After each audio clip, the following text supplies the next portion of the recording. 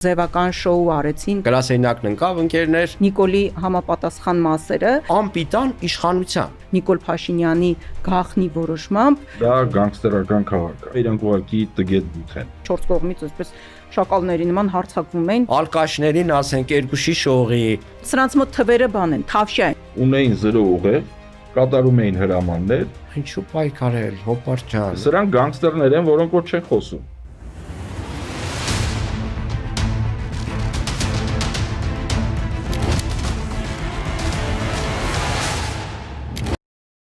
Ողջույն հպարտ եւ ոչ այնքան հպարտ քաղաքացիներին։ Ողջույն 3 միլիոն վարչապետներին, բացի մի հոգավորից։ Մահակ TV եթերում Մահակ podcast-ի հերթական թողարկումն է։ Այսօր մենք քննարկելու ենք Նիկոլ Փաշինյանի իշխանության զոհերի եւ կրիմինալ հետքի մասին, ինչպես նաեւ պետական ընտրակաշառքներին ենք անդրադառնալու։ Արեկնաս նախքան այդ ծանր թեմաներին անցնելը, որոնք իրոք ծանր թեմաներ են, այն սրտիկելու պահերը էլի, քեզ սրտիկեն ինձ լայք են կամ հակառակը։ Ես դեմ չեմ, թող ինձ սրտիկեն, քեզ հավանեն։ Խնդրում եմ բաժանորդագրվել, մեկնաբանություն գրել, Տարածել, կիսվել։ Եթե դուր գալիս է, իհարկե մեր կոնտենտը, մեր Դուր հնարավոր չի, որ չգա։ Դե դες մի ասորնակ նիկոլական ֆեյքերին։ Իրանցին է դուր գալիս։ Ֆեյք շոուներին դուր գալիս, բայց ֆեյքերին դուր չի գալիս։ Իմիջիայլոց մեծ բան ունենք, երկրպագուների բանակ նիկոլական ֆեյքերի, որոնք մի քանի հարյուրներ են հասնում, ասում։ Մենք միայն ուրախ ենք, թող իրենք նույն տեմպերով շարունակեն գրել։ Կոմենտել դա միայն մեզ ոգևորում է, դա նշանակում է, որ մենք ճիշտ ճանապարհի վրա ենք։ Այստեղ մի բան էլ ավելացնեմ շատ կարճ ու գիտես ինչից են չղայնանում, ասում արա այսքան քրվում ենք, էլի դուք շարունակում։ Մեկ ֆեյքերը էլի ասենք իրենց հիմնական նպատակը էմոցիոնալ դավկա ապահովելն է, էլի։ Հա։ Որ հասկանում ես, թե պրիմիտիվ կենթանի են, էլի ասենք, պրիմիտիվ ուղեղով փորձում են ինչ-որ ճնշումներ բանեցնել։ Հետո երևի ներվային անում են, որ իրենց աշխատեցնում են, այսինքն փողը քթներից հանում են այդ տված փողնել։ Հա, բայց ու ասենք բան են անում, դե այդքան տանջվում ենք, մի հատ արդյունք էլ չկա, էլի շարունակում ենք։ Բնականաբար չի լինի, որովհետև շարունակելու ենք, ժողովուրդ ջան, դուք ջաներդ յուղեք, որ շատ գրեք, տոպ էլի տենց մի խոսքով մենք շարունակելու ենք, դուք հետևեք մեզ։ Տերենիկ նախորդ թողարկման ժամանակ հենց այս տաղավարում Մայր Հայաստան խմբակցության ավականու ղեկավար Մանուկ Սուքիասյանի հետ խոսում էինք Երևանում տիրող այս աննորմալ կառուցապատման աճերից եւ ասում էինք, որ այս տեմպերով եթե շարունակվի Երևանը կոլապսի է ենթարկվելու ու փաստորեն 1 շաբաթ հետո արդեն Վիոլա ջուրը հայտարարեց, որ անցնում է ջրամատակարարման գրաֆիկով ռեժիմին, օրինակ Երևանի բոլոր 12 համայնքներում ջրամատակարարումը դադարեցվելու է 24:00-ից մինչև առավոտյան 7:00-ն։ Իհարկե հետո արդեն այսպես ինչ որ ձևական շոու արեցին, կառավարությունը միջամտեց եւ փրկեց իրավիճակը։ Իմիջիայլոց նախորդ հաղորդման հաղումը կարող եմ մտնել նայել, հա։ Մեկնաբանությունների դաշտում տեղադրենք։ Տեղադրենք, մտեք նայեք այդ հաղորդումը, եթե չեք տեսել, բայց իրականում ինչ կատարվեց ջրային այս ճգնաժամի հետ կապված, այն որ Երևանը կոլապսի է ենթարկում ենթակառուցվածքների առումով, դա բոլորի համար ակնհայտ է։ Երթևեկությունից ով է գոհ, չեմ կարծում որ որևէ մեկը գոհ լինի եւ Երևանում չկան արդեն ժամեր, որ խցանումներ չլինեն, ֆիքս ենք տանք։ Չկան օրեր, որ կոյուղիներ չպայթեն։ Իմիջիայլոց երբ որ ասում են գրաֆիկով ջուր տալ, Երևանի շատ համայնքներում ջուրը գրաֆիկով է տրվում։ Ու շատ այդպես փոքր թաղամասերում, ասենք, Արաբկիրի մի հատվածում օրինակ կարող է ջուրը գրաֆիկով տրվել։ Այսինքն այն ինչի մասին անոնսվեց եւ խոսվեց, ըստ էության շուտվանից կար։ Հիմա այս աղմուկը Վիոլա ջրի հետ կապված, տեսեք դրանից 2 օր առաջ Նիկոլ Փաշինյանը ջրային կոմիտեի, չգիտեմ որ հարյուրամյակի հետ կապված ինչ որ դարակազմիկ ելույթ է ունենում, էլի ինչ որ մտքերի, Մարգարիտ մտքերի շարան, այնտեղ իմիջիայլոց այդտեղ այդ ելույթը ամբողջությամբ լսեցի, մարդը արդեն սուտ խոսելով։ Պաստորեն սադոմազոխիստական հակումներ ունես Նիկոլ Փաշինյանն ամբողջությամբ լսում։ Մեկ ասենք վատ բաներն են, էլի ասենք մարդու վրա դրական ազդեցություն ունենում։ Հա, ինձ կաթ է հասնում այս բարակայում։ Տեսեք, մարդը մի բան էլ է փոքր նկատառում, սուտ խոսելու անունը դրելա փոխվել։ արդարացնելով իր նախորդ ինձ ասում է, այն ժամանակ սենց էր ասում, հիմա սենց, ասում է դե մարդ եթե չփոխվի ուրեմն էլ ինչ զարգացում, էլի, այսինքն սուտ խոսելը իր համար արդեն դարել է զարգացում, լավ, դա մի կողմ։ Ինչ է խոսում, ասում է ջրային ճգնաժամ է Հայաստանում, մեր մոտ 200 տարի ոչինչ չի փոխվել, ջրային ճգնաժամը մեր գլուխների մեջ է։ Ու ասում է, որ այստեղ որևէ փոփոխություն չկա ջրային համակարգի, ջրամատակարարման եւ այլն, մինչեւ մենք չփոխվենք, ասենց ինչ-որ հեքիաթներ սովորաբար որ ունենում է, էլի։ Ու ես իրեն լսում եմ, ասում է մի մարդ, որը 8 տարի իշխանության է եւ ջրային համակարգի բարելավման առումով արել է 0 քայլ։ Ինքն էլ է դա խոստովանում։ 0 քայլ արել է ենթակառուցվածքները թարմացնելու, արդիականացնելու եւ նորերը կառուցելու առումով։ Օրինակ իշխանությունը, որը իրեն գովազդում էր որպես ջրամբարներ, գյուղեր կառուցող, չկարողացավ ավարտին հասցնել անգամ Կապսի ջրամբարը Շիրակի մարզում, որը կառուցվել էր սովետական միության տարիներին, երևի աշխատանքի 80% այնտեղ արված էր 84 թվականից կառուցում էին այդ ջրամբարը, կարծեմ։ Ու իրենք եկան ռեկլամը, որ անում էին, մեկ հմեկներ նկարում, մեկ էս էր նկարում, մեկ մարզպետը, մեկ քաղաքապետը, մեկ էս, մեկ են, բայց հետո ասեցին, всё, կաբինետը փակվավ, գրասենյակն ընկավ ընկերներ, բոլորը տներով։ Ու այս մասին չկարողացան կարծեմ Սյունիքում էլ ուզում էին ջրամբար կառուցել այնտեղ էլ չկարողացան կառուցել, այսինքն այս մարդը իր ձախողումները վերագրում է, ասենք գյուղացիներին, որ գյուղացիները վատ են ծախսում այդ ջուրը, վերագրում է, չգիտեմ ինչ անհայտ գլուխների, իրականում իր գլխի մեջ ինչ որ մի բան չի, իր կառավարման արդյունավետությունն է խիստ կասկածի տակ դրվում, բայց մարդը որպես դասական, կլասիկ, այդպես ասենք, մայով բառ էի ուզում ասեի, չէ, պոպուլիստ եւ դեմագոգ, պոպուլիստ, այդ մարդը իր մեղքերը բարդում է ուրիշների վրա, բայց այդ ելույթից անմիջապես 2-3 օր անցավ մեկ էլ բիոլոգիա հոպ հայտարարում է որ Երևանում ասում ենք գրաֆիկով ջրամատակարարման ու հետո իմանում է որ նաև մարզերում ամբողջ մարզերում, այսինքն արդեն հայտարարել է որ ճգնաժամը ջրային համակարգում նավոտկան տվել է։ Հա, այս վիոլոջումներ մտնում ասենք Գյումրիում, ինչու պետք է ասենք գրաֆիկով ջրամատակարարում լինի, որ ասենք Ղազանջու այդ աղբուրը կարծեմ ոչ մի բան տեղի չունեցել այդ աղբյուրի այդ փառք ասու, էլի։ Այսինքն ոչ մի պատճառաբանություն չնշեցին էլ թե ինչի են այդպիսի որոշում կայացրեցին աղբյուրները ցամաքել են, այս են հետո, բայց սկզբից որևէ բան չասացին, ուղղակի հայտարարությունը հրապարակեցին եւ դա էլ կասկածներ առաջացնում, ու ես հիշեցի մի հատ ֆիլմ, կարծեմ այդ ֆիլմի մեջ էր, էլի Պոչը խաղացնում է շանը, ամերիկյան շատ լավ ֆիլմ է, ես խորհուրդ կտամ դիտել, ամերիկյան ընտրությունների մասին է նախագահական, երբ մի տեխնացուի առաջ տանելու համար, ռեյտինգները հանելու համար արհեստական խնդրեմ եմ մտածում, կարծեմ պատերազմի նման ինչ-որ բան է, ինչ-որ գոյություն չունեցող երկրում, ու այս տեխնացուն հերոսաբար նետվում է այդ խնդիրը լուծելու, էլի։ Հիմա սրանցն էր, իրենք փորձեցին ինձ թվում է, էլի, այդպիսի մի քարոզչական տրյուկ կազմակերպել, ջրային ճգնաժամ, հեսա ջուրը բանով եք ստանում, գրաֆիկով եք ստանում, մենք նետվում ենք, ասենք Նիկոլա իր նախարարներով, թրերով, վահաններով հասնում են Սարդ Մարտի նման կամ չգիտեմ այդ կինոների նման, ու այդ խնդրին լուծում է տալիս, բայց իրենք չեն հասկանում, որ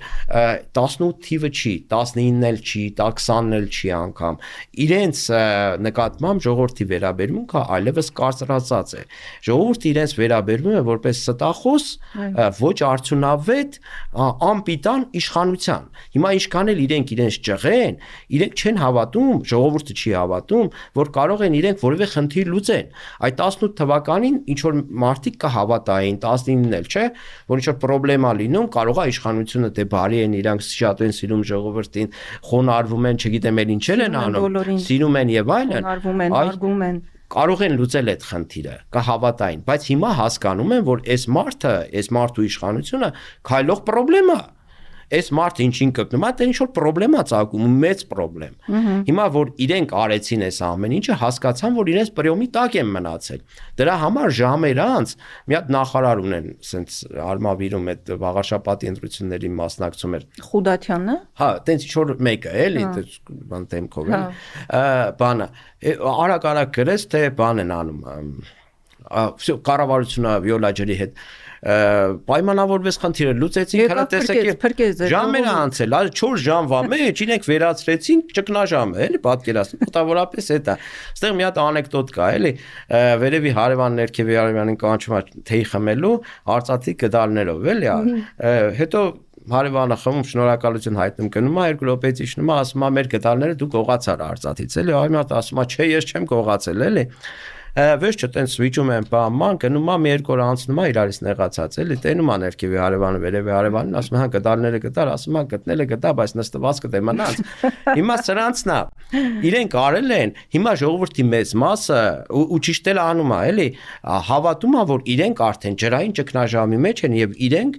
ջուրը ստանալու են այս իշխանության շնորհիվ գրաֆիկով ու ինչպես սկզբից նշեցի իրոք այդ մարտիկ շատ տեղերում Երևանում նաեւ մարզերում ջուրը մատակարարվում է գրաֆիկով, որովհետև սրանք կառավարում են ոչ արդյունավետ։ Այստեղ մի նրբություն էլ կա, իրենք ասեցին, որ այս որոշումը ոչ թե չեղարկվում է վերջնական, այլ ժամանակավորապես հետաձգվում է մինչև ինչ որ եսի մինչև մշակեն, ինչեր ուսումնասիրեն, եւ ես վստահ եմ, որ ընտրություններից հետո Աստված մի արասե, եթե հանկարծ իրենց հաջողվի ինչ որ մի հրաշքով վերարտադրվել, ապա գրաֆիկով ջրամատակարարումը հաստատ տեղի է ունենալու։ Ես բացառում եմ, որ իրենք կվերընտրեն։ Ես էլ եմ բացառում։ Այնպես որ Այս ճարահատյալ քայլերից մեկն էլ կենսաթոշակների բարձրացումներ Նիկոլ Փաշինյանը հայտարարեց, որ ապրիլի 1-ին, այսինքն ժողովրդի մոտ ընդունված այդ խաբելու օրը, իրենք օրվանից իրենք բարձրացնելու են կենսաթոշակները։ Նիկոլ Փաշինյանի մասնագիտական օրը, այո, իր սիրելի, այո, օրն է, բարձրացնելու են 10000 դրամով, եւ սա այն նույն Նիկոլ Փաշինյանն էր, ով ընդամենը 2 ամիս առաջ ասում էր, որ մենք կենսաթոշակները չենք բարձրացնելու, որովհետեւ թոշակառուները չգիտեն թե դա որտեղ ծախսեն։ Ես առաջարկում եմ, որպեսզի վերհիշենք իր այս խոսքերը ու շարունակենք արդեն մեր զրույցը։ Մենք ինչ ենք ասում ենք լավ, թոշակառուների թոշակ ամսական 11000 դրամով 11000 դրամով կամ 10400 դրամով ավելացնենք, ինչ անելու թոշակառուն։ Այդ գումարը ինչ անելու, ինչի վրա ծախսելու։ Մեր հետազոտությունը ցույց է տալիս, խոսքես դեպքում 65+ տարեկան թոշակառուների մասին։ Մեր հետազոտությունը ցույց է տալիս, որ մարդկանց առաջնային ծախսը առողջապահությունն է։ Հիմա հետևաբար ինչի մենք մարդկանց տանք այդ փողը, որ ինքը չիմանա թե ինչպես այդ փողը արդյունավետ օգտագործի իր առողջապահության վրա։ Գնա դեղատուն այլ բան գնի, քան պետքա գնի, գնա ստանա այն բուժտարայությունը, քան պետքա ստանա։ Մենք այդ 10000 դրամը դնում ենք առողջապահության ապահովագրության մեջ։ Սիրելի հայրենակիցներ, ուրախ եմ հայտարարել, որ ապրիլի 1-ից կենսաթոշակները Հայաստանի Հանրապետությունում կբարձրանան։ Ընդ որում համեմատաբար ցածր թոշակները կբարձրանան 10000 դրամով, համեմատաբար բարձր թոշակները կբարձրանան ավելի քիչ։ Դերենիկ հարց է առաջանում, թե ինչու այս թիվ 1 եւ գլխավոր ստախոսը փոխեց իր կարծիքը 2 ամիս անց, որովհետեւ իրենց ներքին հարցումները ցույց են տվել, որ Նիկոլ Փաշինյանի վարկանիշը շրիշակից էլ ցածր է, ու այնքան է ընկել, որ հավասարվել է իրենց այս չեղած անորակ ասֆալտին ու ասֆալտային վարկանիշը, ինչպես դու նաև քո Facebook-յան էջում գրառում էիր կատարել այդ մասին։ Այո, ու մտածեցին ինչ անեն, ոնց անեն եւ որոշեցին, որ պետական բյուջեի հաշվին պիտի մեր խեղճ թոշակառուների ձայները գնեն ու բարձրացնելով կենսաթոշակը։ Սա նույն տարբերակներ, որ պետական բյուջեի հաշվին ինքը իր թիմակիցներին պարգևավճարները բաժանում, դա էլ է յուրօրինակ ընտրակաշառքի ձև։ Ես հիշեցնեմ, որ Նիկոլ Փաշինյանի գաղտնի որոշմամբ 3 միլիարդ դրամի կամ շուրջ 8 միլիոն դոլարի պարգևավճար է բաժանվել Նիկոլ Փաշինյանի թիմակիցներին։ Այն որ սա անդրակաշարք է, նույնիսկ մենք չենք ասում այդ մասին, ժողովրդին ում կանգնացնես հարցնես, այն նույն բանն է կրկնում։ Հա, այսինքն, ասենք, այնքան պրիմիտիվ են սրանք ու իրականում վախի գործոնը մեծ է, որ գնանց այս քայլին։ Հիմա մեկ կարևոր նրբության վրա ուշադրությունը ես հրավիրեմ, տեսեք այդ ելույթը ինչպես էքսպրեսիայով, չէ, ելույթեր ունենում էմոցիայով, բացատրում էր, թե ինչի թոշակառուն չգիտի, թե ոնց ծախսեց 10,000 դրամ, ինքը գիտի, թե ասենք Սրբուի Գայլանը 7 միլիոն դրամը ոնց կարողա ծախսել, էլի։ Բայց ինքը դեռ ասում է 11,000, հետո դեռ ճշտում ասում 10,400, չէ, կոնկրետ թիվ է 10,400, այսինքն դրել իրենց այդ համակարգով տնտեսական բլոկով, բայց երևի Գևորգ Պապոյանը տեղ չի եղել, էլի, թվերի հետ գումարելու հետ կապված այդ մտեղ են խնդրեմ ունի, էլի 10,400 թիվն է ասում, այսինքն հաշվարկել են, որ 10,400-ով իրենք կարող են թոշակների մեջ ինչ-որ փոփոխություն անել, բայց քանի որ թոշակառուն չգիտի ես Նիկոլ Փաշինյանը, հետևաբար ինքը տալիս է, ասենք, այն մյուս նախարարին Ավանեսյան, հա, առողջապահության նախարարին, որ ինքն դա ինչ-որ համակարգ ստեղծի, որը վարում էր անտաղանդ։ Այո, ես վստահեցնում եմ, որ դա փլուզվելու է։ Եվ այդ հաշվարկներից հետո չի անցնում 2 ամիս, ինքը ասում է, հա, 10,000 դրամ ինչա որ չբարձրացնենք այդ թոշակները։ 250 թոշակառուները հասկացան ոնց պիտի ծախսեն իրենց գումարները։ Հասկանալուց բացի 200 միլիոն դոլարի մասին է խոսքը։ Այդ թիվը, որ կարողանան իրենք 10,000-ով բարձրացնել, 200 միլիոն դոլար է։ Դա 20 միլիոն չի, որ ասեն պաուստային ֆոնդ, բան, այն Գևորգին այդ Պապոյան ուղարկել են հմեկ, որ բացատրի թե եղբայր դե ոնց եղավ էլի, որ 200 միլիոնը որտեղից ծրեց։ Դե ասում են լավ ենք աշխատել, տնտեսությունը զարգացավ, բան, փող կար մի քիչ մեր մոտ, ասենք բաժանենք թոշակա, բայց այդպես չի լինում։ Թոշակները չեն բաց ասում տարվա կեսին, էլի կոպիտ ասած։ Դե ընտրությունների նախաշեմը, դե հիմա ամեն ինչը կանեն։ Ես այն եմ ասում, որ այս մարդիկ արդեն այնքան վախեցած են իշխանությունը, ինչպես ճիշտ ասես, կորցնելու վտանգից, որ արդեն ես չեմ բացառում, որ կարող է շուտով մտածեն, ասենք, միայնակ մայրերին 30,000 դրամ տալ, չգիտեմ, ծխողներին մի տուփ սիգարետ, ալկաշներին, ասենք, 2 շիշ օղի, որ մարդիկ իրենց լավ զգան, հա, մեծ հավանականություն կա, որ այդ տրամաբանությամբ են իրենք առաջնորդվելու, օրինակ սկսել են այս երկրորդ տարին է, ասենց առած սուբսիդիա տալ գալու բանում, գյուղերում, այս պետական բյուջեն, երբ այս մարդիկ համարում են իրենց սեփական գրպանը, իրենք կարող են իրենց շատ բաներ թույլ տալ, եւ հետո ներկայացնեն, որ ընտրությունները անցել են ազատ, արդար, մրցակցային բանով, բայց մենք իրականում տեսնում ենք ու ժողովուրդն էլ իրականում արդեն զգում է, որ այս իշխանությունը փորձում է իրեն կոպիտ ասած շատ կներեք այս արտահայտության համար էշի տեղ դնել այս իշխանությունը իր սիրելի ժողովրդին, բայց հարգելի ժողովուրդը արդեն հասկանում է, որ այս իշխանությունը գալիս է իր դուրը մենակ այն ժամանակ, երբ որ պետք է իրենից իշխանություն վերցնի մեկ օրվա մեջ, հետո 5 տարի քերի այդ նույն ժողովրդին տուգանքներով, վարքային տոկոսներով, հարկային տերորով, չգիտեմ, հազարումի ձևերով այս ժողովրդին պետք է քերի, այսինքն այդ մի օր, որ Նիկոլ Փաշինյանին տվել են այդ իշխանությունը, ոչ միայն ֆինանսական մեծ կորուստներ են ունեցել, այլ նաև հիմա կանդրադառնանք այդ մասին, մարդկային հազարավոր զոհերի հետ մենք գործ ունենք։ Իմիջայլոց Պապոյանի մասին հիշատակեցիր, որ թվերի գումարել հանելու հետ տենց սեր չունի, թեև էկոնոմիկայի նախարարի Մենք էլ սեր չունենք, Արեգնաս ջան, բայց մենք նախարար չենք, չէ՞, էկոնոմիկայի։ Բայց իրենք աշխատում են ու միայն Գևորգ Պապոյանը չի, որ այս Նիկոլի թիմում գումարել, հանել, հաշվել, մի խոսքով, հա բոլորն էլ սրանց մոտ թվերը բան են, թավշյա են, իրենց իհարկե չակերտավոր թավշյա են, լողացող են, ինչ թիվ ուզում է, մտքներին ինչ թիվ փչում է, իրենք ասում են։ Ես առաջարկում եմ մի քանի այդպիսի դրվագ հիշենք ու շարունակենք։ Դե ասում եմ, փետրվարի 31-ին ընդունվել է օրը։ Այսինքն մասնակցությունը մեզ խաբել է։ Նախնական հաշվարկներով առաջարկվող Աջափնյակի կայարանի շինարարությունը տևելու է ընդամենը 48 ամիս, այսինքն 2 տարվա ժամկետում մենք կայարանը կարողանալու ենք կառուցել։ Դուք գնում եք օրինակ 1 օրում 5 լիտր բենզին, որը արժի 520 դրամ։ Ծախսում եք 1100 դրամ։ Ծախսեցիք 1100 դրամ։ Հետո գնում եք հաջորդ օրը 5 լիտր բենզին, որը արժի 430 դրամ, այս դեպքում լուրջ խնայողություն ենք։ Իհարկե 90 ուրեմն մտքի գիգանտ։ Այս զավեշտալի իրավիճակին զուգահեռ ցավոք սրտի մենք նաև ունենք շատ ողբերգական եւ տխուր իրավիճակ դերենիկ հանցավորությունը եւ կրիմինալը Հայաստանում անգամներով աճել է թեև Ներքին գործերի նախարար Արփինե Սարգսյանը մեզ վստահեցնում էր, որ հանցավորության թիվը նվազել է, բայց իրենք գուցե համեմատում են նախորդ տարվա հետ, հա, եթե նախորդ տարվա հետ համեմատում ես, ասենք մի 50 դեպքով կարող է եւ նվազել է, բայց երբ որ համեմատում ես 18 թվականի հետ, արդեն հասկանում ես, որ այդ աճը կտրուկ է իրականում, ես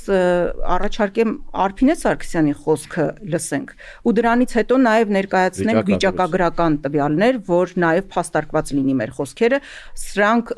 արդեն պաշտոնական վիճակագրական տվյալներ են, այսպես օդից վերցրած չեն, որ հրապարակվել է 2025 թվականին 2024 թվականի համեմատությամբ կատարված եւ դրանցով նախաձեռնված քրեական վարույթների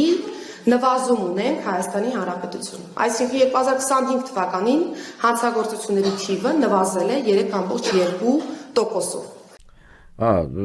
Քանի որ սույն տիկինը հայտարարում է, որ հանցագործությունների թիվը նվազել է, բայց չի հայտարարում, թե որ թվականի հետ է համեմատ է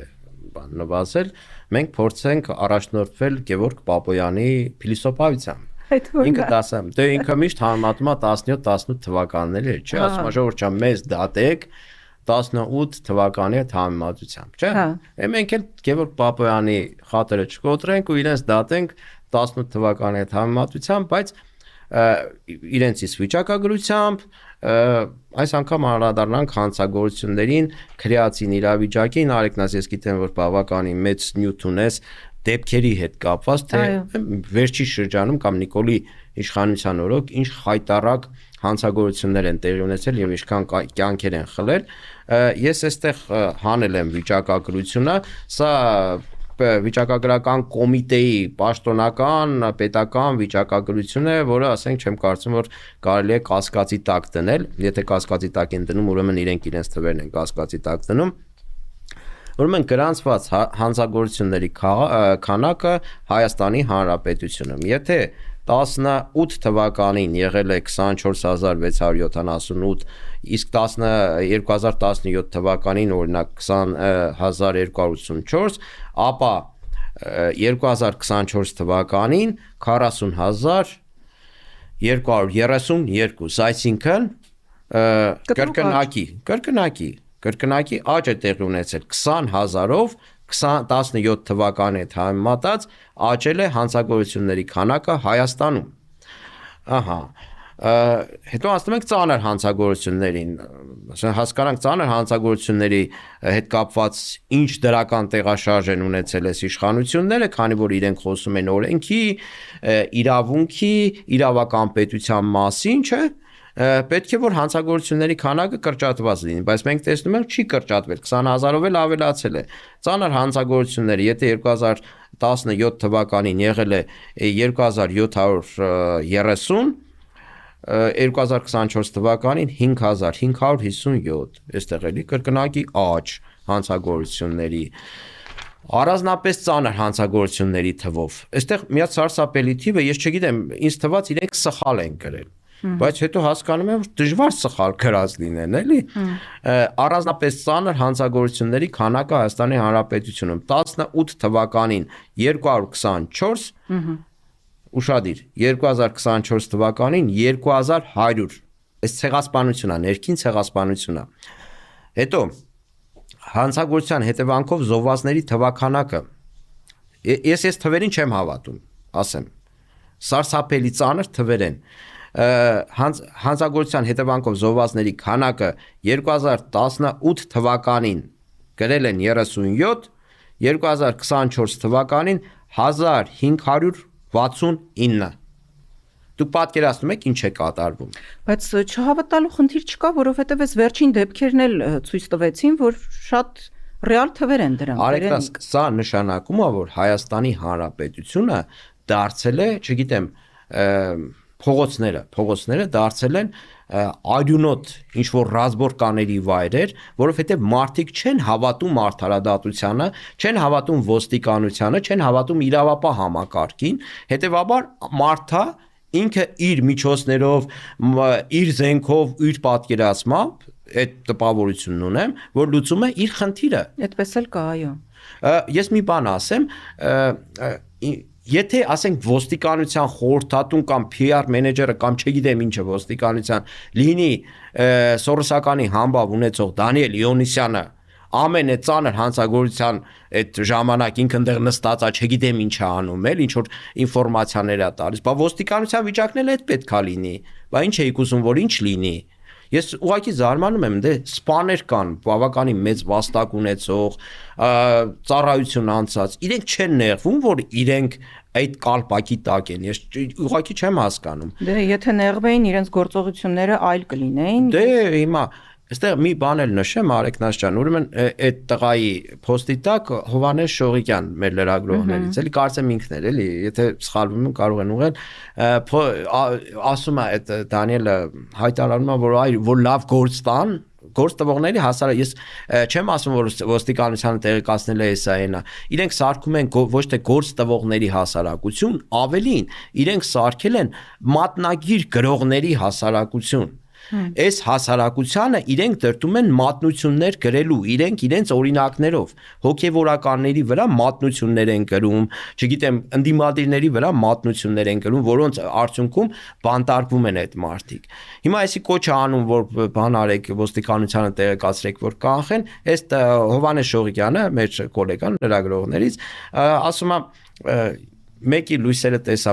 Բաքում վառած էր մեքենայի, զանգել եմ այդ նոր, չգիտեմ ինչ եմ բացել ոստիկանության, գվարդիա ինչ, ասում եմ, բանը, դե մարդուն տեղեկացրեք, գա լույսերը անջատի, ակումուլյատորը չնստի, որ հետո նորմալ խոտա, ասում է, այդ մարդուն տեղեկացնելու փոխարեն 3 հոգով եկել են իմ մոտ ու հարցակնության են ենթարկում էլի ինձ, բա ոնց, բա երբ, այ մարդ ասում եմ փոշմանեցի, որ բան էլի, այդպես բան եմ գրել։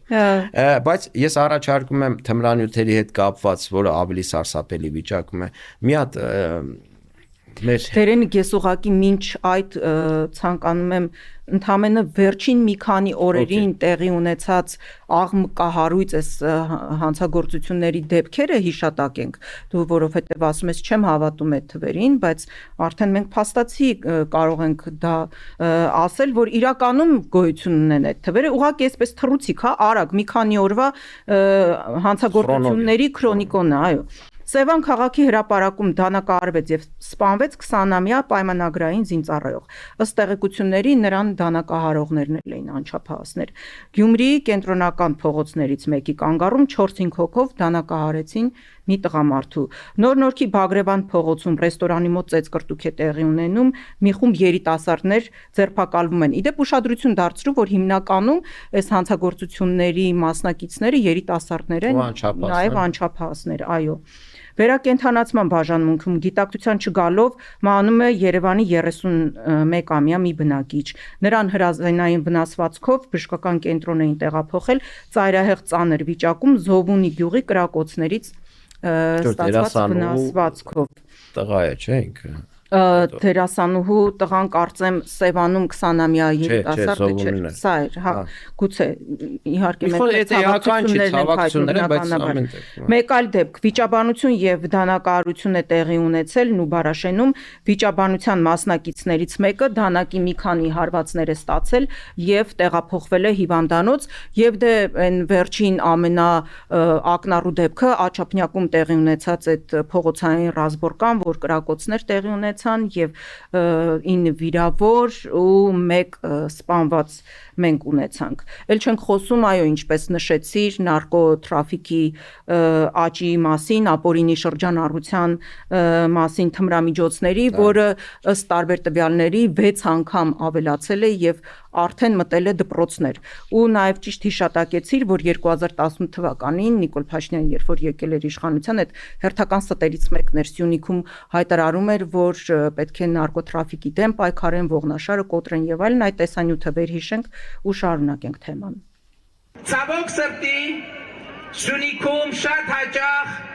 արձանագրվում են թմրամիջոցների խոշոր խմբականակների ներհոսք դեպի Հայաստանի Հանրապետություն։ Եվ այդ թմրամիջոցների մի մասը դուրս է գալիս Հայաստանում, վտանգելով մեր երկրի հեղինակությունը եւ մյուս մասը մնում է Հայաստանում, վտանգելով մեր երիտասարդությանը։ Եվ ինձ համար սա հատուկ կարևորագույն խնդիր է ջարդել այդ նարկոտրաֆիկի ողնաշարը։ Ուրա ընկերներ, չեմ մոտավորապես հիմա Բայց ողնաշարը չջարդվեց։ Մորտ ինչ ողնաշարը ջարդելու մասին է խոսքը։ Հիմա տեսեք, թվերը այս ջարդող փշրող իշխանության Քաջնազարի նման 18 թվականին ապօրինի շրջանառությունից հայտնաբերված եւ արգրաված թմրամիջոցների թվերն եմ ասում։ Այսինքն ոչ թե ընդհանուր ծավալն է, այլ արգրաված ինչ տեսել է։ Ուրեմն այստեղ չհասկացա տոննաներով էր ինչով էր, բայց միավոր է ներկայացնեմ, որ պարզ լինի 2018 թվականին 135382, 2024 թվականին 426563։ Համեմատեք ժողովուրդ ջան, ոնց է ջարդել նարկոտրաֆիկի ողնաշարը այս մեր ջարդող փշրող Քաջնազարը։ Հա։ Ողնաշարը Քաջնազարը։ Այդ անձնավորությունը հասկանում եք, եւս մեկ անգամ հարգելի ժողովուրդ, փորձեք հունիսի 7-ի ընտրություններից առաջ մի հատ վերլուծել, ես չեմ ասում տնեք քաղաքագիտական վերլուծություն անեք Արեգնաս ջան, խնդիրը դա չի։ Ախր հիշեք, հա, ես հասկանում եմ, որ ինֆորմացիոն հոսքերի այս տարաշրջանում շատ դժվար է հիշել, թե երեք ինչ է տեղի ունեցել, բայց անկյունակարային բաներ կան, հատկապես եթե խոսքը վերաբերում է երկրի ղեկավարին, դու պարտավոր ես հիշել ու ըստ այդմ ընտրություն կատարել, որ այլապես դու ընկնում ես մի հատ փորձանքների այսպես ճանապարհի վրա, ինչպես մենք 18 թվականից ընկել ենք ու չենք կարողանում դուրս գալ։ Հազարավոր զոհեր, թե Հայաստանի ներսում, թե սահմանին, այսինքն պատերազմների արդյունքում, սահմանային միջադեպերի արդյունքում, հիմա ասում են սահմանին այլևս զոհ չկա, սահմանին զոհ չկա, պատերազմը տեղափոխել է քաղաքների փողոցներ ու բան, չգիտեմ, ճանապարհներին։ Հասկանում եք, այս իշխանությունը, որ ասում ենք մահաբեր իշխանություն է, հո օդից բռնած չենք ասում, այդ որ թվերը նշվում է թմրամիջոցների տարածման եւ այլնի, այդ հո մենք մեզանից չենք քննարկում ու յուրաքանչյուր Երևանի բնակիչ հավանաբար առնչված կլինի այն խնդրին, որ ինչ որ մարդիկ ինչ որ տեղ ինչ որ բան տեղադրում են, ինչ որ մարդիկ ինչ որ տեղից այդ բանը վերցնում են։ Մտնում են մարդկանց այդ շենքերի մուտքեր, այդ բաներն են ինչ որ պոկում, այդ արկղներ, որ մեջը տեղադրում են կամ ծառերի տակ, չգիտեմ ինչ խոսակցություններ ասես, լսում ես։ Իմիջայլոս Դերենիկ, ես սա նաև ոստիկանությունը թող լսի եւ եթե ցանկանում է եւ նպատակ ունի իրոք պայքարել թմրամիջոցների շրջանառության դեմ, կարող է սա որպեսի գիտություն ընդունել, Ավան վարչական շրջանում եմ ես բնակվում ու երբ որ երեկոյան ուշ տուն եմ վերադառնում, Թամրուչի փողոցի հենց սկզբնամասում այնտեղ կիսակառույց առանձնատներ կան, շատ հետաքրքիր ձևով, այսպես քարեր են շարված ու հասկանալի է, որ բնականորեն այդ քարերը այդտեղ չեն կարող այդպես թափված լինել, հա, ասենց գեղեցիկ հատուկ շարված են հերթականությամբ 1, 2, 3, 4, մեկ էլ մի քանի ավելի փոքր քարեր դրանից հետո ու արդեն որ երեկոյան տուն են վերադառնում, մեկ էլ տեսնում եմ, որ ինչ որ երիտասարդներ 1-2 քուջուջ են անում, բան են փնտրում այդ քարերի մեջ, հա։ Քարերի տակ, Թամրուչի փողոցը կարող են գալ եւ այնտեղ մի հատ տեսախցիկ ընդամենը որ դնեն, արդեն այդ խնդիրը այդտեղ կկարգավորվի։ Հիմա այստեղ հարց է առաջանում, ես որ տեղյակ եմ, բնականաբար Ավանի բնակիչները, այդ փողոցով անցնող բնակիչները, բոլորն էլ տեսնում են եւ տեղյակ են, այդ ինչպես է որ իրենք տեղյակ չեն։ Այսինքն կամ վատ են աշխատում, որ տեղյակ չեն, կամ տեղյակ են, պարզապես չեն ուզում պայքարել դրա դեմ։ Ինձ թվում է երկրորդ տարբերակն է, որովհետև եթե այդ պարագայում տեղյակ չեն, ուրեմն մարդիկ իրենց տեղում չեն։ Բնականաբար, այո։ Այսինքն որ տարբերակը եթե ընտրես, մեկը իրենց համար լավ չի։ Իրենց համար լավ չի։ Այս որ այս համակարգը բան է եղել, արդեն սկսում է ինք իրեն խժռել, մի հատ անեկդոտ էլի այդ առումով, ուրեմն կոռուպցիայի, որ ասում են կոռուպցիայի դեմ ենք պայքարում, ինչ որ նոր մարդիկ բան ընդգրկել եւ այլն, համակարգային կոռուպցիայի, չգիտեմ, առաջամարտիկ են ներկայացնում, բայց իրականում մենք տեսնում ենք, հա, մի օր երևի էլի կոռուպցիային անդրադառնանք, որովհետեւ Շատ ծավալուն թեմա է ու շատ բան կա ասել։ Հա, ահագին էլի հատորներով ասելու բան կա։ հավաքվել։ Ուրեմն մեկը գալիս է հակակոռուպցիոն կոմիտեն դատախազի բանա ընդունելություն է կազմակերպում։ Մի երիտասարդ գալիս ասում է, երկրում ինչա կատարվում, թալանում են, մեկ անձի գնում, ով չգիտեմ, տենդերներ են շահում, կաշառք են տալիս, կաշառք են վերցնում, այս ինչա կատարվում, այս դատավորը սենց ուրախացած ասում է, հարգելի երիտասարդ, այսինքն դուք ուզում եք պայքարել այս ամեն ինչի դեմ, ասում, ինչու պայքարել, հոպար ջան, ուզում եմ մասնակցեմ այդ ամեն ինչին։ Հիմա սրանցն է հասկանում ես, իրենք որ եկան իշխանության այդ տարատեսակ վատ բաները քննադատելով, կոռուպցիա, չգիտեմ ինչ, փայ մտնել եւ այլն, իրենք եկան ոչ թե դրա դեմ պայքարելու, այլ դրանից փայ մտնելու։ Այո։ Այս ժողովուրդը ամեն ինչը պետքա ֆիքսի։ Իմիջայլոց դերենի 2018 թվականից սկսած ներքին գործերի նախարարության բյուջեն աճել է 3.3 անգամ հասնելով ավելի քան 210 միլիարդ դրամի։ Ու այս աղմկահարույց վերջին դեպքերը, որ տեղի ունեցան, որոշեցին խավության նոխազներ գտնել, մտածեցին ինչ անեն, ինչ չանեն, ու լավ ասեցին բան, հա, ժերտվատանք, այսպես ասած։ Ու Արփինե Սարգսյանի հրամանով ոստիկանության պետի տեղակալներ Վարդան Վարդանյանը, Կարեն Հակոբյանը ու Արթուր Խուդինյանը ազատվեցին պաշտոններից։ Ու այս այն մարդիկ էին, ովքեր այսպես ջանասիրաբար բոլոր ակցիաների ժամանակ պահում էին Նիկոլի իշխանությունը կամ եթե ավելի կոնկրետ ասենք Նիկոլի համապատասխան մասերը, ու քանի որ այդպես ինչ էնտուզիազմով են դրանցից մեկը, այո, Արեգնաշ դրանցից մեկը ինչ որ մականուն ունեցող, հա։ Բոլորն էլ ունեն։ Չէ, այն մեկը սենց հա մականուն էլի դե բոլորը գիտեն, սենց էնտուզիազմով էր միտինգ ծրում Գյումրիում, սենց հարցակում էր սրա վրա։ Մենք այն առաջի մեր հաղորդման ժամանակ զգուշացրինք, չէ, որ Նիկոլի այդ համագործակցողները լավ տեղ չեն գնում, էլի։ Հիմա ոստիկանները թող տեսնեն ու հասկանան, էլի, թե ծառայելը իրականում իրենք ըստ էության մեղավորության շատ փոքր մասնաբաժին ունեն։ Այս համակարգի թիվ 1 մեղավորը դա Նիկոլ Փաշինյանն է։ Բնականաբար, բայց իրենց մեղքն էլ շատ մեծ է, որովհետև իրենք շատ վատ ծառայություն են իրականացնում ու որպեսզի սրանց շատ չնեղացնեն, որովհետև ամեն դեպքում այն մյուսներն էլ չէ պիտի տեսնեն, որ չէ, Նիկոլին ինչ որ մի ձևով պիտի իշխանությունը պահեն ու լավ ավարտ հնարավորինս ունենան, որոշեցին այսպիսի մի աշխատանք, հա, տալ, նշանակեցին ներքին գործերի նախարարի խորհրդականներ, ու հիմա փաստորեն սրանք իրենց այդ մեծ փորձով մաստեր կլաս պիտի ցույց տան, այսինքն ոչ թե իրենց ձեռքով արդեն պիտի Նիկոլի ապօրինի հրահանգները իրականացնեն, այլ այն մյուսներին բացատրեն, ցույց տան, պատմեն, սեփական փորձով կիսվեն, թե ինչպես պետք է այդ ապօրինի հրահանգները կատարել եւ պահել Նիկոլի համապատասխան մասերը։ Հա, բայց խորհրդական օգնական նշանակելը արդեն դեպի ինտիմություն շարժվելու առաջին քայլերից մեկն է, ես ասեմ։ Մեկը կար չէ, որ նշանակել էր ոստիկանապետ։ Դե հա, բայց իշխանապողությունից հետո հա, սրանք հաստատել դառնալու են սրբեր եւ հրեշտակներ, բայց չի օգնելու, էդ էլ ասենք, չի օգնելու։ Այդպես մի ասա, Արեգնաշ ջան, ես խորհուրդ չեմ տալիս, որովհետեւ իշխանությունից հեռացվելուց հետո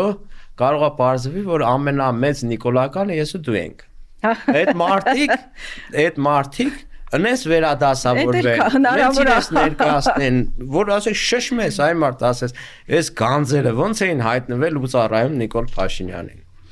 Դերենիկ, հիշենք նաև, թե Նիկոլ Փաշինյանը ինչ կարգախոսներով էր գալիս իշխանության 2018 թվականին, սիրո եւ հանդուրժողականության կոչերով, ասում էր սիրում եմ բոլորիդ, խոնարհվում եմ բոլորիդ առաջ, հպարտանում եմ բոլորովդ, խոստանում էր, որ վենդետաներին վերջ պիտի դնի, բայց իրականում ճիշտ հակառակը տեղի ունեցավ եւ ինչպես միշտ այո խափեց եւ միայն բերեց մահեր, պատերազմ, թշնամանք, ատելություն, զոհեր, այո, փողոցներում արդեն համատարած վենդետաներ են, Հայաստանը վերածվել է վենդետաների եւ սպանությունների մահերի երկրի, բաց երկնքի տակ ու այո, Նիկոլը ոչ թե խաղաղության աղավնի է, այլ մահաբեր ագրավ է, որի իշխանությունից օր առաջ պիտի ազատվել։ Ու մենք ընդամենը վերջին մի քանի դեպքերը հիշատակեցինք, վերջին մի քանի օրերի, բայց ես ուզում եմ նաեւ շատ արագ նաեւ վերհիշենք 2018-ից սկսած Նիկոլ Փաշինյանի բերած մահերի մասին։ Արեգնաշյան միջև կսկսես նշենք, որ հյուր ունենք դրանից հետո։ Անպայման թեմա շարունակելու ենք, այո, այս թեման մենք շարունակելու ենք մեր հյուրի հետ։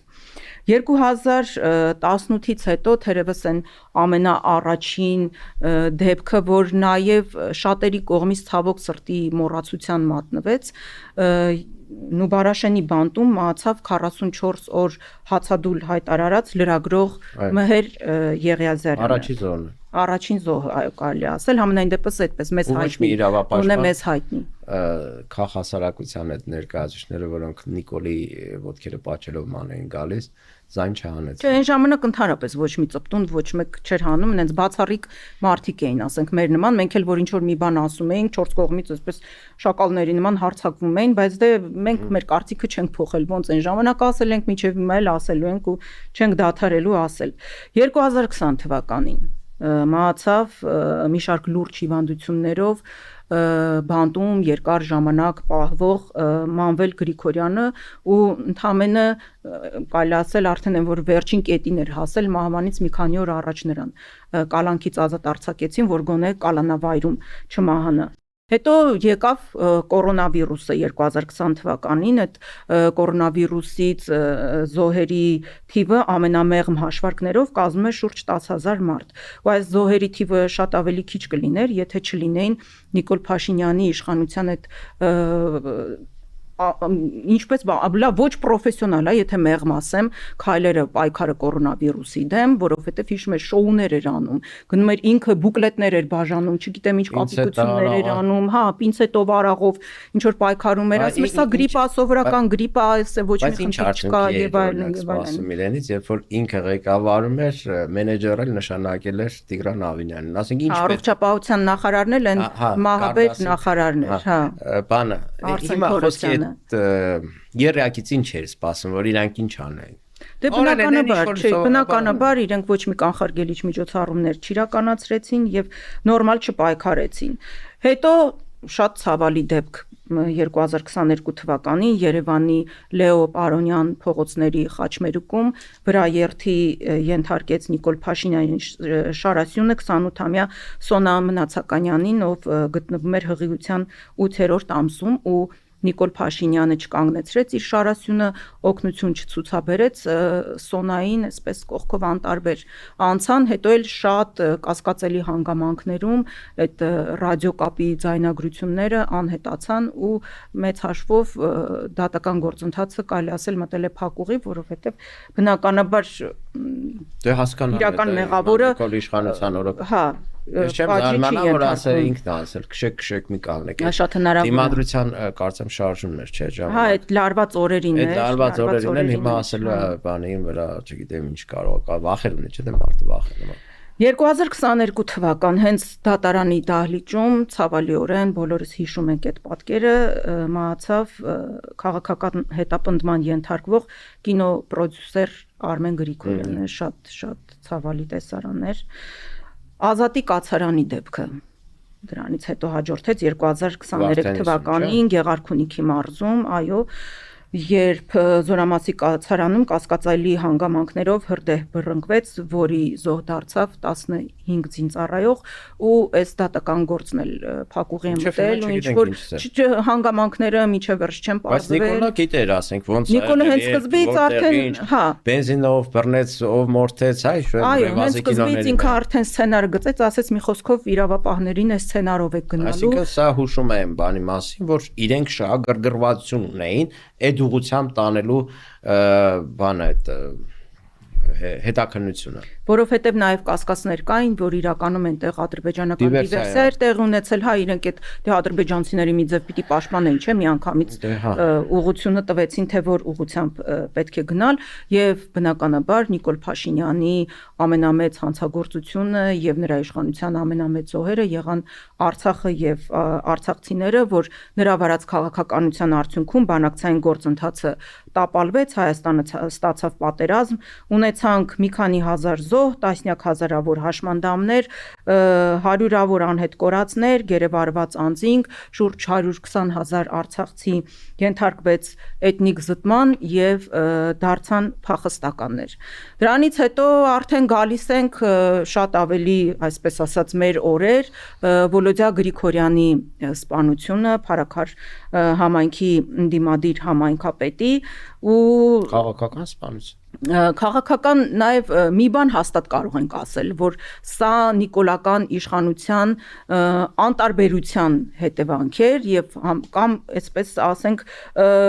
անգործության եւ լուր հայացքի ներքո տեղի ունեցավ այդ հանցագործությունը, որովհետեւ լարված իրավիճակի միջանձնային եւ այլն բոլորին էր հայտնի ու հաստատ եթե իրենք ուզենային հնարավոր էր կանխել այս դեպքը։ Չմոռանանք նաև, որ այս քաղաքական հետապնդումների շարքից այրվեց Երևանի Ավագանու Մայր Հայաստան խմբակցության ընդդիմադիր անդամ Գևորգ Ստեփանյանի ընտանիքին պատկանող ավտոմեքենան ու մինչ օրս այդպես էլ պատվիրատուները ոչ հայտնաբերվել են, ոչ էլ պատժվել են, թե բոլորն էլ գիտեն, հա, ինչին էր, այո, նախորդել այդ դեպքերը եւ բոլորն էլ հասկանում են, թե պատվիրատուն որտեղ էր։ Դե նաև ապօրինի հետապնդման են ենթարկվում Նիկոլ Փաշինյանի բոլոր ընդդիմադիրները, հարձակում է իրականացվում հայ առաքելական Սուրբ եկեղեցու դեմ, բանը հասել է նրան, որ արդեն ազգային ժողովի փոխոսնակի աթոռին նստեցված Ռուբեն Ռուբինյանը գնում է Սաղմոսավանքի եկեղեցու հոգևոր հովիվ Տեր Օշինին այսպես հաթաթայ է տալիս, մատ է թափ տալիս, թե վայ ամոթ քեզ դու այդ ինչպես ես համարցակվել ես, ինչեր ես ասել, իսկ Տեր Օշինը ընդհանրապես ինչ էր ասել, հա, պսակադրվող զույգին ասել էր հուսով եմ, որ ձեր քավորը նորմալ կարգին թասիբով տղա է ու կպահկան։ Բայց մի բան ասեմ, իրական հասարակության ես էլ եմ նկատել օրինակ այդ տիպի խոսակցություններ, ասենք ամուսնանալու բանի հետ կապված մի շարք հարցերից աշխատանք ունի, չգիտեմ, եւ այլն, քանի տարեկան այդ հարցերից հետո ասում են հոգեբանական չի։ Հասկանում ես, ես անձամբ լսել եմ մի քանի անգամ դες խոսակցություններ։ Ես նույնիսկ դեպքեր գիտեմ։ Եվ հանգստանում եմ, որ քեփական չի ախպեր, հա, ուրեմն ինչ որ աբակա կա է։ Դեպքեր գիտեմ, որ օրինակ զանգարում են ինչ որ բան պատվիրելու, ասեն կահույք եւ այլն, հա, պատրաստում, որ կահույք են պատրաստում կամ այդպես ինչ որ ծառայություններ, առաջին հարցը դա են տալիս։ Ասում են մի բան ճշտեմ, էլի հո Նիկոլական չես։ Որ ասում է չէ, նոր արդեն շարունակում են խոսակցությունը։ Իրականում իրենք մարգինալ են, իրենք էլ են հասկանում, որ մարգինալ են, դրա համար ֆեյքերի մասին ենք խոսում, չէ, ֆեյքերին հանձնարարել են, որ մտնեն գրեն Նիկոլ Վարչապետ, հունիսի 7-ին Նիկոլն անդրվելու, այսինքն իրենք նման բանով ֆեյքերով փորձում են մասսայականության տպավորություն ստեղծել, որ իրենք մարգինալ չեն, իրենք շատ են, բայց իրենք արդեն ողորմելի փոքրամասնության մեջ են, իրենք դա լավ հասկանում են, վերադառնանք խոսքի սկզբին, թոշակներ են բարձրացնում, չգիտեմ, այլ ծառայություններ են մատուցում եւ այլն։ Այսպիսի մի թեզել են շրջանառում, իբր նախկինները այսպես խոճապի են մատնվել, որովհետև լափամանից են կտրվել, մենք 2018 թվականին եկանք, այդ լափամանը վերացրեցինք, բան, այդ քո սիրելի ճակերտավոր իհարկե էլի Գևորգ Պապոյանների միջխելս 18 թվականին այդ չկայացած Հիտլերիկը շատ էր խոսում լափամանից, իրեն այսպես պատառոտում էր, մեջտեղից ճղում էր, բան, որ հարայ հասեք, բան, լափամանից զրկվել են, եւ իր սիրելի թեման էր լափամանը, եւ հիշում ես, մենք արդեն ոնց որ այսպես բարի ավանդույթ է դարձել, որ 7 օրի շատ տարիներ առաջ տեսաֆիլմերն ենք դիտում միասին եւ վերհիշում։ Հիմա այդ լափամանի եւ Գևորգ Պապոյանի մասին աղջիկ վախտերն էր, հա, բայց այդ բանը էքսպրեսիան մեկա չի բան արել, էլի էլ ավելի դիմավորենք հյուրին։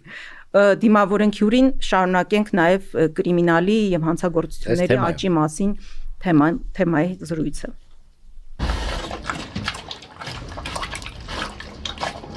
Նիկոլենց համար իշխանությունը նույնացվում է լափամանի հետ։ Վերջերս Նիկոլ Փաշինյանը կրկին հիշել էր լափամանի մասին։ Համարում եմ դա կոռուպցիոն տաշտակից զրկված լափամանի զրկվածների պրոպագանդա, լափամանի զրկվածների։ Իրենք անընդհատ զուգահեռներ են տանում իշխանության եւ լափամանի հետ, հայտարարելով, որ լափամանում այլևս լափ չկա։ Նախ այդ լափամանը չկա, նրա մեջին լափը չկա։ Եվ իրենց ուտելու հնարավորությունները հավերժ փակված են։ Այսինքն ստացվում է, որ իրենք ամեն ինչ կերել վերջացրել են։ Միգուցե այլ բան են ուզում ասել, բայց այդպես է ստացվում։ Հենց թավշիկուսներն իրենց հասցեին քննադատություն են լսում, անմիջապես հայտարարում են, որ մյուսներն ուզում են իշխանությունն իրենցից խլել, որպիսի մոտենան լափամանին։ Ուզում են ընդհանրապես բոլոր հնարավոր միջոցները օգտագործեն այդ լափամանին նորից մոտ գան։ Մոտ չեն գալու լափամանին։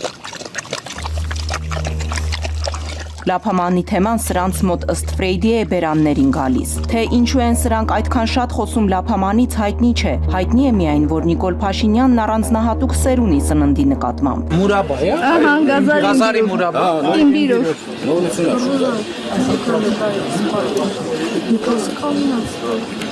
Առաջ անգամ։ Ռեժան։ Քանը դրացին։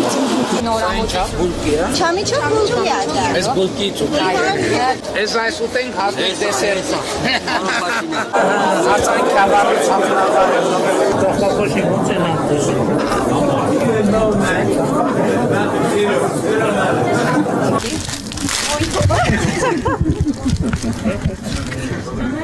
Աստվածի։ Չարխափանվեց։ Հիմա այդ ամեն ինչ որ պատմում եք, դա կա տեսություն։ Իհարկե։ Կարող ենք մենք էլ ուտել այդ ամենը։ Սոված է։ Հա, ինչ։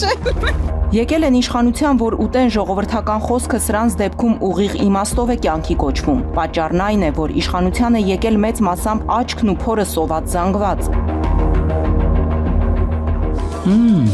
Հրաշալի է։ Բայց արի ասենք, վայ լավը չիմ որ։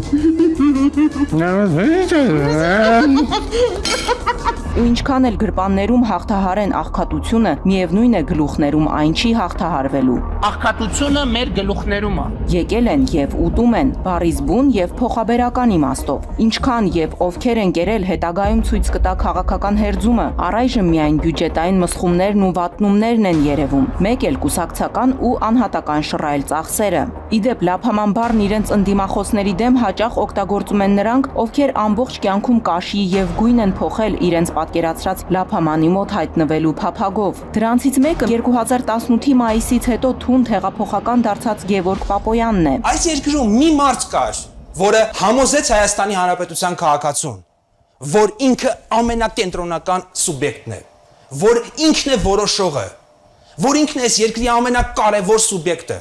եւ Հայաստանի Հանրապետության քաղաքացին հավատաց դրան ու գնաց ու փոխեց իշխանությունը։ Այդ մարդկանց միավորում է իշխանության գալու, ռևանշի հասնելու, իրենց պատկերացրած իմացած լափամանին մոտենալու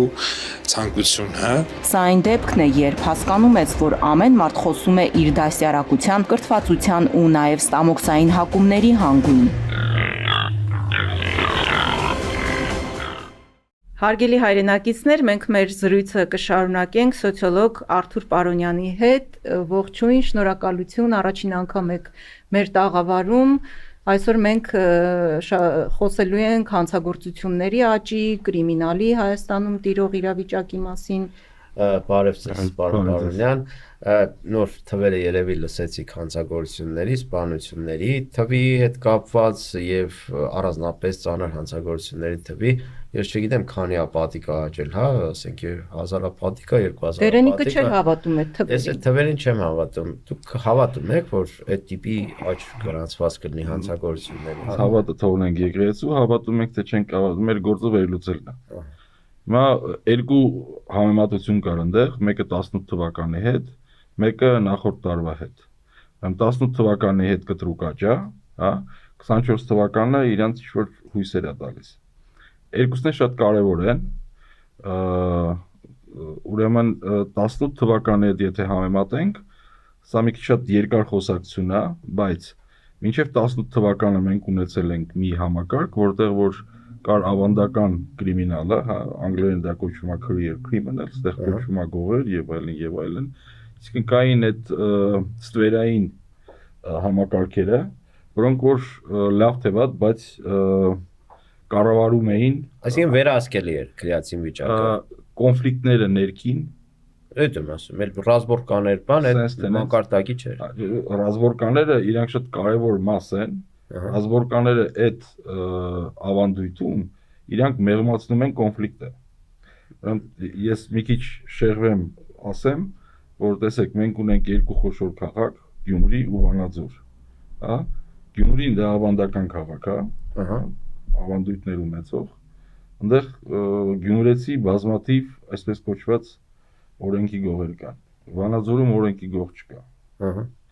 Վանաձորում ճիշտը նա է, ով շուտ կրակի։ Հարցերը լուծում են զենքի Դա միջոցով։ գանգստերական քաղաք է։ Հիմա եթե շատ կարճ ասենք,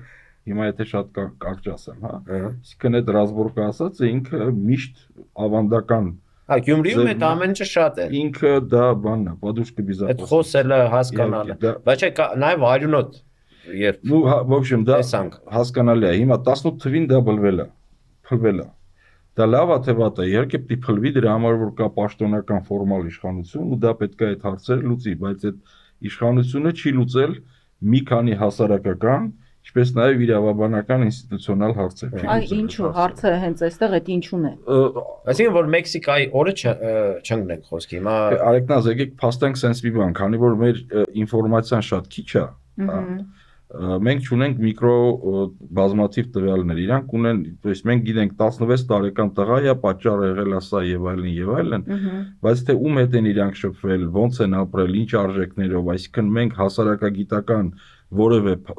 ինֆորմացիա նրա համար որ ընդհանրացնենք չունենք, իրանք էլ չեն անում դա, մեզ էլ չեն տալիս հնարավորություն, հետեւաբար խորը վերլուծության համար մենք ուղղակի հնարավորություն չունենք,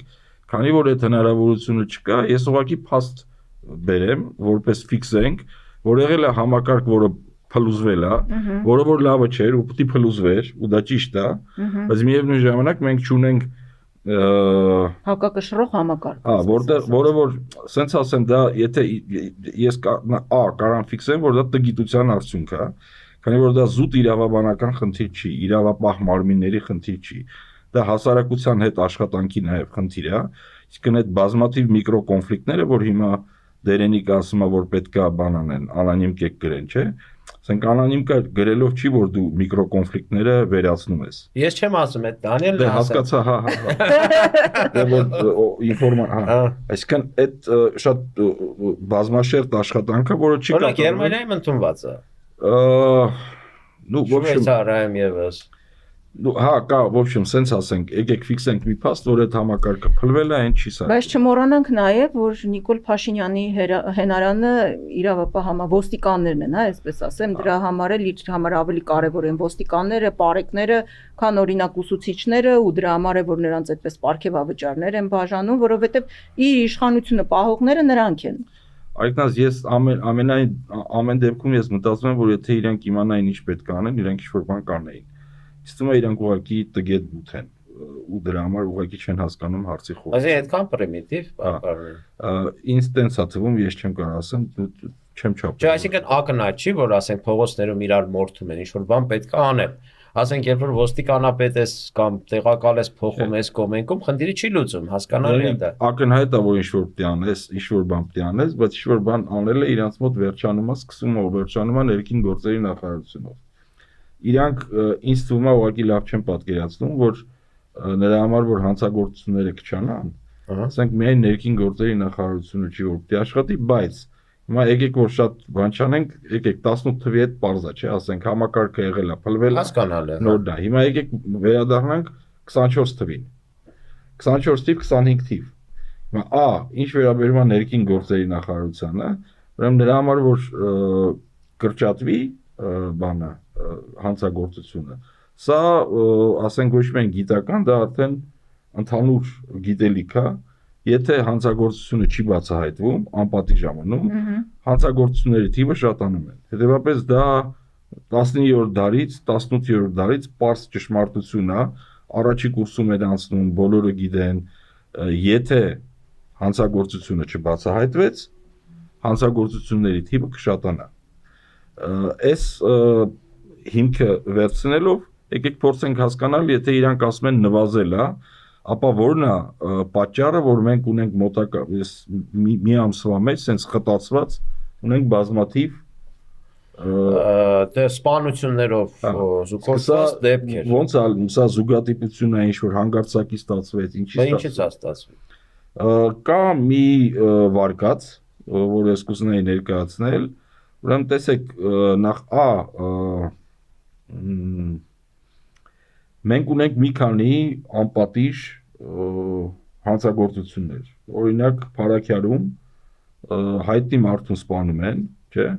Հետո հնարավոր պատվիրատուն, որը որ ներքին գործերի նախարարությունը նույնպես հայտարարել էր, որ սա հնարավոր պատվիրատուն է,